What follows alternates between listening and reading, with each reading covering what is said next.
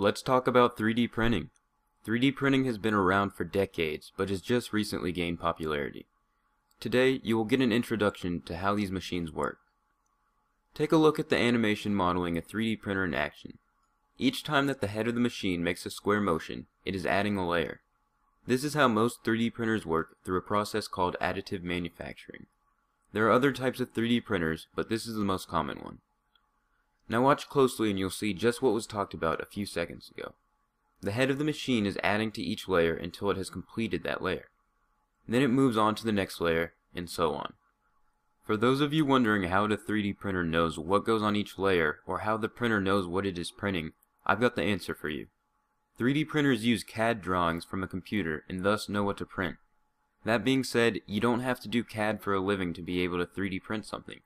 3D scanners exist so that even the technically challenged can simply scan an object and be able to print it on a 3D printer. Now take a look at this time-lapse video of people assembling a 3D printer. This goes to show just how affordable and practical it is for you to have one in your own home. In fact, if you check out Kickstarter.com, you will see that there is actually a 3D printer kit that you can get for pledging only $100 or more. The printer I am referring to is a photolithographic 3D printer, which is a bit different from the one you are watching these people build right now, but it is still quite amazing if you think about it. $100 for your own 3D printer. For you Star Wars fans out there, here's a 3D printer printing out Yoda keychains. Now I know what you are thinking by now. The voice in your head is saying, well, aren't all these 3D printers just printing out plastic? So far that's all you've seen, but look at this 3D printer. 3D printers can print metal too. If you look closely, you will see that the back two pieces were once at the same height, but at this time the back piece is now much higher.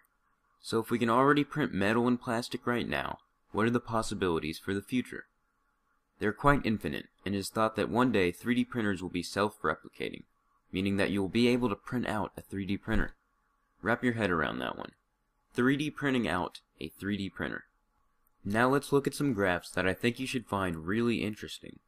The first one is a stock chart for 3D Systems Corporation. They have the stock symbol DDD, which is pretty neat if you ask me. Get it? 3Ds? Okay, anyways. Notice how it has been going up quite steadily since it hit the stock market? Now let's take a look at Google Trends for the words 3D printing. It continues to gain popularity and is at an all-time high. Who's to say that this trend won't continue? Here's a look at the side-by-side comparison in these graphs. Notice the correlation? I'm not saying go put your life savings into 3D printing, but I am trying to get the point across of how big this industry is and how there is profit to be made. The resources in the description below are the best place to start for anyone who wouldn't mind making a fortune off of this profitable technology. You owe it to yourself to at least check out the description and learn a little bit more.